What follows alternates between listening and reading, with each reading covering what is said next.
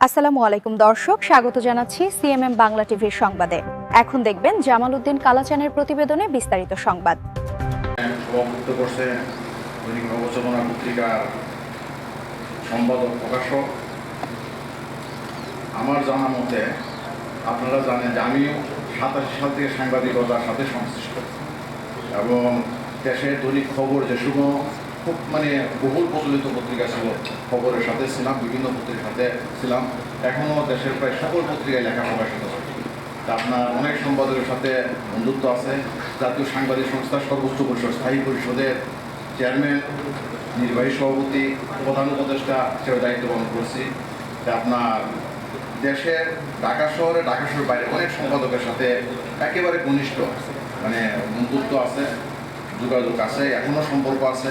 আমার জানার মধ্যে দেখা মতে লায়ন সাকাওয়াত ভাই উনি একেবারে একজন সজ্জন মানুষ, সৃজনশীল মানুষ এবং তার পত্রিকার উপরে দেখছেন লেখা আছে সত্য ন্যায়ের পক্ষে নবচেতনা। আসলে উনি সত্য ন্যায়ের পক্ষে থেকে এই নবচেতনার মাধ্যমে উনি মানব সেবা করতে চান, দেশের সেবা করতে চান। এই জন্যই উনি একটি পত্রিকা সম্পাদক হয়েছে, অন্য কোনো উদ্দেশ্য না। এখান থেকে সে ব্যবসা করবে বা এরকম নিজে প্রতিষ্ঠিত হবে, নিজে কিছু অর্জন করবে, এই জন্য না। বরং এই নবচেতনার মাধ্যমে বড় পরিসরে যেন মানুষের কথা বলা যায়, দেশের কথা বলা যায় এবং দেশের এবং জনগণের জন্য যেন উন্নয়ন করা যায়, সেবা যেন করা যায়, এই জন্য তিনি কাজ করে আসছেন। আপনারা জানেন এর আগে সে লায়ন্স ক্লাব ঢাকা পল্টন, যেটা ফাউন্ডার আমি প্রেসিডেন্ট, ওইটা উনি ভাইস প্রেসিডেন্ট ছিল এবং আরও বিভিন্ন পদে উনি উদ্দিষ্ট ছিল। আপনার তার সাথে আমার 2017 শেষের দিকে 7-8 দিকে সম্পর্ক এবং আপনার এরপরে ওই 15 থেকে এই পত্রিকাটা একটা সম্পাদক হিসেবে দায়িত্ব পালন করতেছে। তা আপনার অত্যন্ত একজন ভালো মানুষের সাথে আপনারা আছেন এবং আমরা একজন ভালো মানুষের সাথে পথ চলছি এবং যারা আপনার সামনে বসা মূলত বিভিন্ন জেলা এবং পুরো প্রধান যারা আছেন, উপজেলা যারা আছেন, আপনারা সহযোগিতা করতেছেন বলে এই পত্রিকাটি আপনার 15তম অবস্থান এবং অব্যাহত রেখেছেন এবং সকল টাকা দিয়েছেন।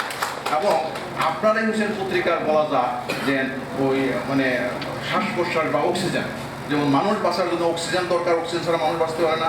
পত্রিকা বাঁচার জন্যও মূলত আপনার এই মফস্বলে যারা প্রতিনিধি বলে আপনার দেখেন, এই প্রতিনিধিরা আপনার ওই সকল বিষয়ের নিউজ কিন্তু তাদের করতে হয়। যে ডেস্কে থাকে ঢাকার যে সেন্টারে যারা কাজ করে, কেউ হয়তো কালচারাল সাংবাদিক, কেউ স্পোর্টসের সাংবাদিক, কেউ আপনার ইকোনমির সাংবাদিক, বিভিন্ন সেক্টরে এক একজনের হয়তো অভিজ্ঞ ওই সেক্টরের সাথে থাকে। কিন্তু মফস্বলের যে একজন প্রতিনিধি আছে তার কিন্তু সব সেক্টরে তার পারদর্শী হইতে, তার জ্ঞানে, দক্ষতায় তার ওইটা অর্জন করতো এবং তার মধ্যে সর্বোচ্চ আপনার ওই বিনয়ও হইতে হয়, তারা ওই চারিত্রিক গুণেরও অধিকারী হইতে হয়, কারণ সে সবার সাথে মিশা কাজ করতো, সব দল মধ্যে মানুষের সাথে।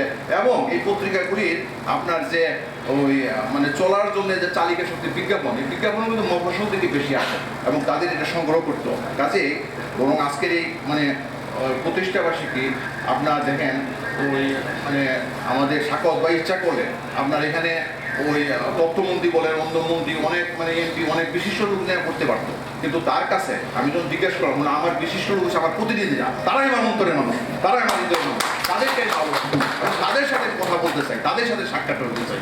কাজে এই জন্যই কিন্তু সে যেন হয়তো মন্ত্রী আসলে, অন্যরা আসলে ওই নিজেদের কথা এইভাবে বলা যাবে না। এই জন্যই আপনাদেরকে উনি আমাদেরকে নিয়ে একসাথে বসেছে, আমাদের প্রতিনিধি। আপনার এই জন্যে আমাদের সাকাওয়াত ভাইয়ের প্রতি কৃতজ্ঞ, তাকে ধন্যবাদ, আপনাদের প্রতি কৃতজ্ঞ এবং শ্রদ্ধা জানাই। আর নবচেতনা প্রথম থেকে আমি সংশ্লিষ্ট আছি। আপনারা দেখেন যে আমি কলাম লিখি, কবিতা লিখি। গত বছর আপনার প্রতিষ্ঠাবার্ষিক একটা কবিতা, এটা আজকে মনে পড়লো যে কবিতাটা তো আমি এটা পাঠ করতে পারি। মূলত কবিতা আপনার আমি লিখি কিন্তু আবৃত্তি বলুন পাঠ করেন সাধারণত করি না, কম করি। কাজে কিন্তু আজকে এটা করতে চাই যে দৈনিক নবচেতনা আমাদের পত্রিকা, সুখে দুঃখে একত্রে চলা, নতুন বার্তা নিয়ে প্রতিদিন আসে নব নব উদ্দীপনায় মানুষের কাছে। ঝড় বৃষ্টি বাধা বিঘ্ন উপেক্ষা বস্তুনিষ্ঠ সংবাদ পরিবেশনে সমতা, পাঠকের হৃদয়ে অন্তরে নবচেতনা মিশিয়ে আছে শক্তি উৎসাহ প্রেরণা।